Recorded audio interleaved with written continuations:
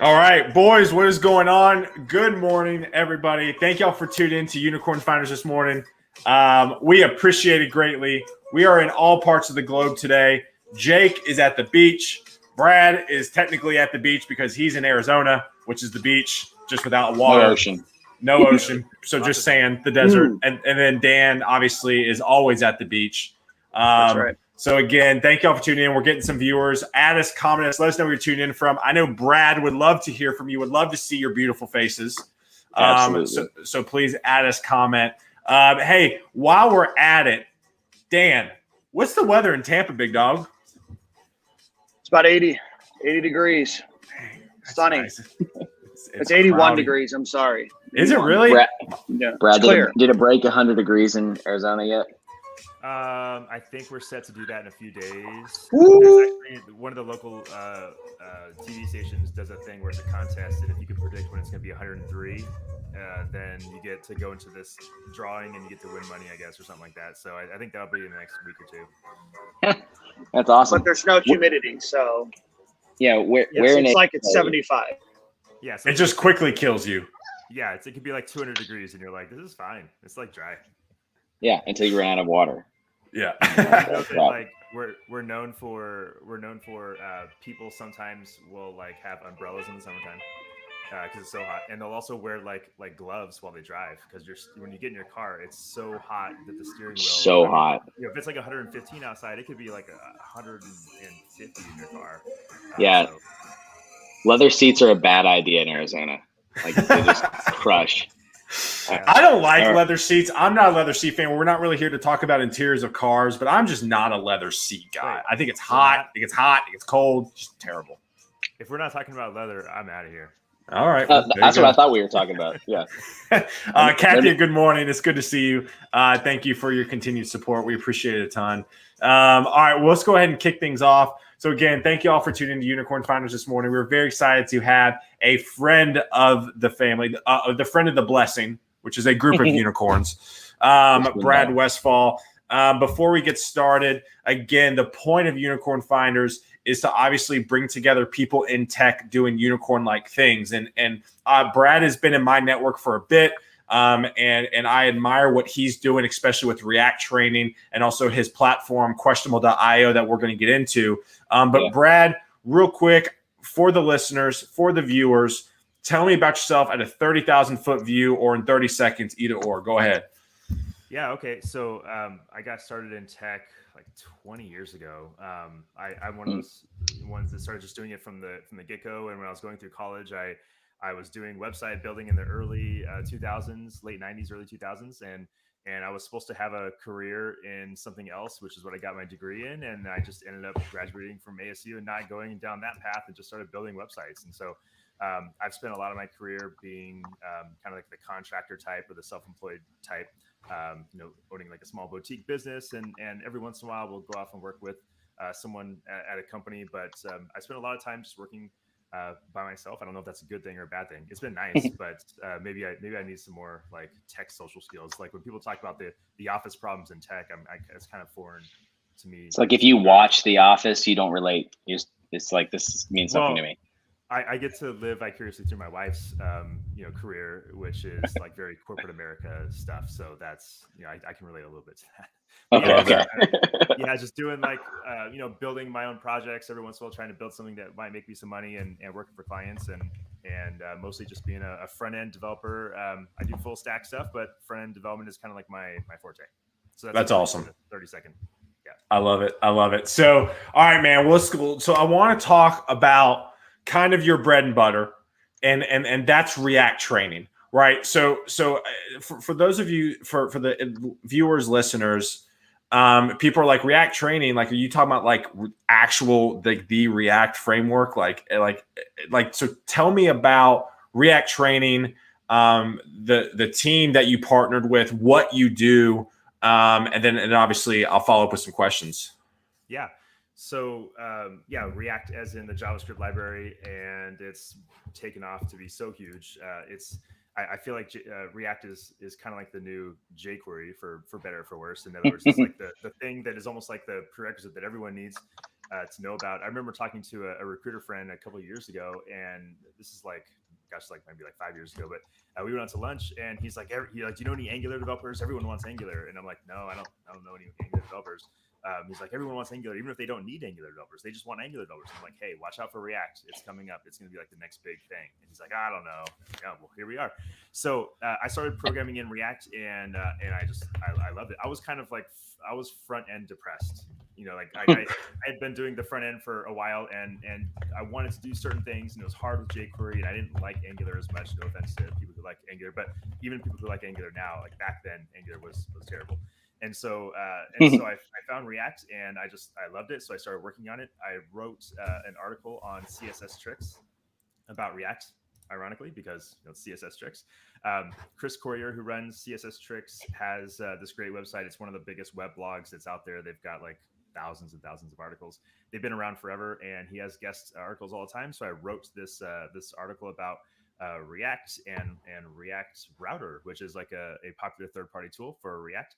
And so it got the attention of Michael and Ryan.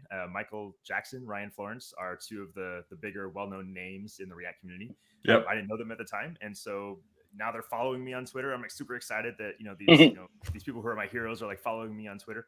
And then so having written the article about their tool kind of put me in their good graces, I guess. So I met Michael at a conference, and I guess he liked the way that I teach things because he saw my writing.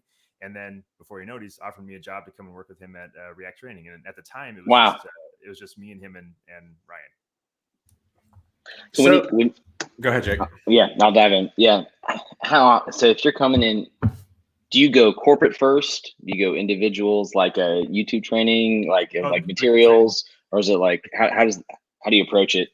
And what are your prerequisites? If you're like, hey, I'm doing a class on this, you need to know X, Y, and Z, or have come from a specific background. Okay, yeah. So the company's like kind of bread and butter is training other companies. We do corporate trainings, and cool. So with the minimum price that we have for workshops, and we used to do these workshops in person. We should talk about that. Is just the contrast of having me flying out to a different city every 2 weeks and going to New York and going to Tokyo and going to Canada and some other places that are cool. So going to these places about twice a month and doing workshops in person. So they're not necessarily super cheap workshops. And then the contrast of now is doing these workshops more remote with Zoom. But I would say that our typical customers, they fall into one of a few categories. Either they're a team, somewhere, and it could be anyone. Like you think of tech companies wanting to do React. U-Haul needs to do React, right? Walmart needs React, perhaps. I mean, all these big tech companies that are out there, they all have maybe these back-end administrative systems for their employees to log into or something like that. We've done trucking companies, like freight trucking companies. They've hired us to come out a few times. So it could be really any kind of company, and they want us to come out and teach their team React. And it could be anything. It's a 2-day training, so it could be anything from we kind of know React. We were doing React for a while, but we need some up skills in that. Or it could be, we have a bunch of Java, C# developers. They're good programmers. They've been programming forever, but they need to learn React because we're going to be starting to do a lot more front end. And we just don't want to go and make a whole new team. We got to get some in here. So let's just reskill them. So Brad, hey, Brad, I think your mic just dropped, bud. Yeah, Brad, I think your mic just dropped. You may want to turn up your mic a little bit. Okay, let me switch my. We'll play some elevator music as quick pause. If everybody needs to go to the bathroom real quick, and then we'll work. No, I'd say some again. Is it back now? It is. I would turn it up some more if you can. Well, let's see. That's perfect. There's like That's perfect. Yeah, is it good? This is a lot better. Yeah, you're good. Okay, so I just shut off the fancy mic. Everyone does these fancy mic things, and my fancy mic apparently doesn't work right now, and so I'm just using the computer. I love it. Hey, so Brad, let me ask you this, right? So individuals that are watching this now or in the future, when it comes to hiring, the hiring managers are like, man, you know what? Like, we want to use React, or we're currently using React. Like, why should they use you? Why should they call Brad? and what's the sell of you coming into companies, and then what are the biggest problems that you see? So I know those are huge questions. So let's go with the first question: is why should a company use you in React training to come in and obviously help them? Yeah, usually people want to hire us when they have a team that, like I said, could be like leveled up. And so we have a full 2 days with you. The big thing that we focus on is teaching your team how to speak like the language, like if we're having a communication barrier because we can't even talk about like the components that we're making. React is made with a bunch of components, and we use maybe our own homemade terminology, and you heard that this is the right way to say things, and I say things this way. We're like not even speaking the same language. So we get everyone on the same page in terms of the right terminology and the right patterns. So when you're doing software development, it's all about composability and being able to make big complex things from little tiny parts, and React gives you that capability, but you still have to know how to embrace composability in React. So we show you all these patterns for how to build things. Like our example is Legos, right? Like Legos are like little tiny Lego bricks that you can use to build anything. So you can compose anything from that. And if you build software and if you approach software in a certain way, you can get that same type of thing. So just teaching the patterns. React is a huge paradigm shift as well from traditional ways of thinking about software development. So there's a lot of people who are good software developers, but they just, they could spend hundreds of hours to try to learn React and get up to a certain point, but we can give you all this knowledge in like 2 days and basically bring you up to probably a few months of self-learning in just 2 days. So when we're talking to companies right now, there's a lot of crossover with hiring between React and Vue. A lot of difference between React and Angular if we're trying to just build out teams quickly and get them up to speed quicker is what I've been seeing out there. And if we're trying to build a high performing team, some of the stuff that we've done is that we've been like, let's build out all your component library ourselves from a consulting basis, and then you can hire in more junior people underneath us to get up to speed in something that's set up properly. How do you recommend companies scaling quickly? And what is the turnaround time that you expect someone to be able to start contributing if they don't come from a React background and have to come in cold?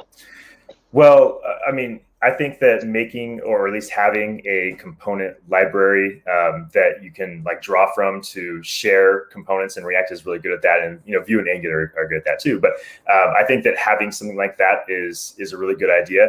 I'm not sure that having like a big mixed bag of technologies, like one of these projects is Angular, one of these projects is React, I'm not sure that that's going to be too helpful. So sometimes it can be nice to just have everyone doing the same stack. I think one of the benefits of doing any three of these is you can also do Node in the background. So that's a whole different conversation. If you're doing JavaScript full stack, you can actually share your components on the front end and the back end. Maybe not with Angular and Vue, but React has server-side React. So I want you to imagine like we could write our server with some aspects of React and just use that same code in the front end too. So that can help you build websites a little bit more rapidly, and also take advantage of some SEO benefits that React can give you if you do server-side React. As far as scalability, I think just knowing that React is built by Facebook, and so it's already built at scale. Like they try things out at Facebook first before they release it to us. I know that there's been this thing called Suspense in React that's been a little bit frustrating to some React developers, because React, the team started talking about Suspense a couple of years ago, and they kind of made it seem like it was going to be released, soon after that. And we've been sitting here waiting for like a couple of years now, and they keep kind of pushing it back. And it seems like, delaying it and everything. But the fact is they've been trying it out on Facebook, this feature, and it didn't work out the way that they wanted it to. So they kind of went back to the drawing board, and they're redoing things with it. And maybe it'll come back out later on and be a different version of what we thought it was going to be. But they're trying it out with Facebook first. And that's huge, because by the time it gets to us, it's like ready. I'm sorry, what? So they are keeping you in suspense, literally. That's part of their marketing plan. They are. That's the that's the joke. Hey, Brent, I want to go back. I want to go back to a thing you said. Why is React a paradigm shift? Like, to kind of as somebody who's non-technical like me, like I obviously have some non-technical thoughts, but why is it such a paradigm shift? Understatement. Okay, this is gonna get technical, so I hope your audience. Here we go. Yeah, here we go. Okay, so object-oriented programming. Okay, has been kind of like the way that programming languages have been done for so many years. And also MVC, right? You've heard of MVC is a pattern for organizing your code, but MVC is a pattern for organizing object-oriented code. Like object-oriented things are based on inheritance. Okay, so we're not going to get into all these different terms, but MVC is also based on inheritance, and so all these things kind of like couple together. And for years, like the whole time I've been a developer, doing MVC has been like the Bible of programming. You don't make a framework that's not MVC.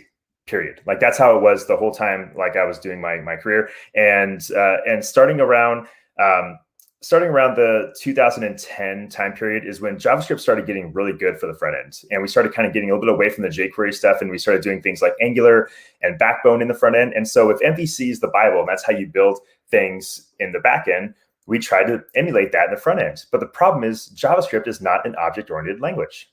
JavaScript does not embrace inheritance. And so trying to do MVC in the front end, also MVC is a good paradigm for request response. So like you hit a server, MVC spins up and spits out a response. That's great for the server, but in the front end where you have like JavaScript is like running constantly as you're looking at the website, that's not a request response type of model. That's an event-driven model, like clicks, scrolls, stuff like that. So MVC just doesn't work out in the front end as much. We tried it with Backbone, we tried it with Knockout, we tried it with Angular, we tried it with Ember, and even though all those tools probably still have a crowd of people that like using them, I think that what we've seen is that React has been this paradigm shift that has switched us away from MVC and into this way of thinking of, let's design our application like a tree, because the DOM that we're building in the front end is a tree. So let's build a tree out of a bunch of components, and let's do this reactive style approach to development. And so that's why it's called React, is because it's supposed to embrace this reactive style approach. There's some technical stuff there where some people say, well, technically, according to what is reactive, React isn't even reactive. Okay, but whatever. So React is, enough reactive for this conversation. And things that have been coming out after React, Vue, Svelte, things that have been really popular, have all been embracing this newer approach to developing in the front end, this newer paradigm. No one is building MVC-based front end libraries or frameworks anymore. You're not going to see those anymore. You're going to see, if React goes away, and we have something else that's like the new React, whether it's Svelte or any of these other things, it's going to be based on the reactive style approach. I've seen one person nonetheless that's been trying to start like a Hotwire Phoenix meetup here in the area and try to like make some more, try to keep Ruby alive basically. But make some of bless their heart. Bless their heart. I know. What do you think about some of the, their arguments for going for a Elixir Phoenix Hotwire stack, versus full stack JavaScript? Around that concurrency and the server-side rendering and things like that. Yeah, I mean, I don't use those tools personally, so I don't have a lot of hands-on experience with those. But there's a lot of things that are coming up, like Go and maybe Elixir and these other technologies that are kind of like always kind of in the background. I feel like they're not the mainstream technologies, but those who are good technologists and really appreciate the types of approaches that they have, they really like them. They wish that more companies would take them on. But the problem is you don't have mainstream, corporate America embracing these technologies. You don't have companies recruiting for them. You don't even have companies recruiting for Vue that much or Svelte that much. Like those are really cool technologies, and there's some pretty cool things built in them. But when was the last time that you had like just someone saying, hey, we want to hire 50 Vue developers in the next 2 years. Can you make that happen for us? Or Svelte, like I'm just guessing, but I'm sure that hasn't happened as much for you. And so, there's something special about React, and it goes beyond just what the technology is. But there's almost like this, like, hey, if everyone's doing React and there's all these people out there doing React, then if we do React, it'd be easier to hire people. So sometimes it just comes down to what's easier to hire, Yeah. Absolutely. So, Brad, I want to move in as we kind of close out here the next 10 minutes or so. I definitely want to talk about two things you're doing. Okay. The main thing is questionable.io. So I will tell the people who are watching, Questionable is a platform that my team uses, Vaco Technology and Nashville, to vet talent, to vet developers. Brad, tell the viewers real quick, like, people are like, what is Questionable? say what it was, why you created it, because I think that's a good starting point. Okay. Yeah, so it's a platform that you can sign up for to create tests for basically anything, but there's kind of a niche for developers. So you can make a multiple choice test on our system about anything, but we've got a lot of existing tests for you to use if you don't want to make your own, and they're all developer based. A lot of the tooling is kind of geared towards if you're making a developer test. So what I found a few years ago when I was teaching at a boot camp here in Arizona is we wanted to test our students as they were going through the boot camp to see if they understood the material. And there was just nothing that was very good out there that was multiple choice. You could find like these tools that would test software developers by asking them to write an algorithm, right? And then it would like automatically grade that algorithm. I think we all probably kind of know who I'm talking about. There's like that big player out there that does that kind of thing. The problem with tools like that is that they're using basically unit testing to basically check to see if your algorithm or that you wrote is good. And so it's kind of like a red light, green light type of system, because that's what unit testing does. Unit testing was never designed to grade people's code. It was designed to just check to see if the code has can be given certain input and then receive certain output. So if someone writes an algorithm and gets like it 95% done but not fully done, this thing will red light them because it's either a yes or a no, you finished it or you didn't. So I think that someone can spend 20 minutes writing this algorithm and then have another algorithm, grade them. Or you can go to our platform and you can spend 20 minutes answering 20 questions, and I can find out a lot about this person in 20 minutes as to whether you know certain things. And one of the big keys that we have is our tests are written with code syntax. And that seems so simple and trivial, but that's huge because all these other multiple choice platforms out there are not written with code syntax in mind. So just to give you like a quick example, my favorite way to describe this is like closure. Closure is this concept in JavaScript where if you're interviewing a JavaScript developer, you might ask them like, hey, do you know what closure is? The problem with asking someone that question of what is closure is they might know what closure is, but they don't know what the word is as much. It's one of those like elusive things that one person might answer it this way and be right. The other person might answer it this way and be right. But for the recruiter who doesn't necessarily know exactly what closure is, they might only know in front of them what their boss told them is supposed to be the right answer. And it might not sound like what this person said. So there's all this disconnect in terms of answering these kind of SAT style questions, like what is the definition of this? What is the definition of that? Well, on our platform, we can show you some code, just a little bit, like maybe like 15 or 20 lines of code in JavaScript. And we can say, figure this code out. What do you think this code does? And then we have some answers and you pick from the answers. You would have to know what closure is in order to pick the right answer. Even if you don't even know what the term closure is, you have to know what that is. And so we also have this like tagging system where I can tag this question for this is about JavaScript and arrays and functions and closure. And so at the end of taking a test, maybe if you would have asked me, do I know what closure is? I might have fumbled through that as a question. But because we answered all these questions that were all tagged for a closure, I can give you, the recruiter, a report at the end as to how well this person did on the closure questions. And I think that's a lot more valuable than just asking them what closure is as a question and getting weird answers from them. Sure. That's awesome. That's awesome. So, and go ahead, Jake. No, I was love it. And frankly, when we're interviewing so many people at so many different times, it's great to have that kind of stuff, especially if someone's trying to pivot and they're trying to say, hey, well, look, I've been doing all these side projects in React, and a hiring manager in an HR seat might be like, well, they're Angular according to the thing. I don't want to talk to them. It's like, well, we tested through them, and here's some of the projects they've done in React. And I think they would still be a great asset to your team. You should meet with them, right? And that's helpful. Yeah.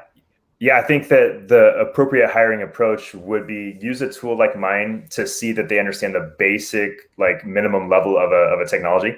And so you get all these. That's another point is you get all these resumes, and you don't have time to individually vet all of them because they all look pretty good. Because let's face it, it's their job as the resume builder to make their resume as attractive as possible. And some people stretch, their capabilities possibly a little bit on their resume, especially if they're newer and they're needing to get a job.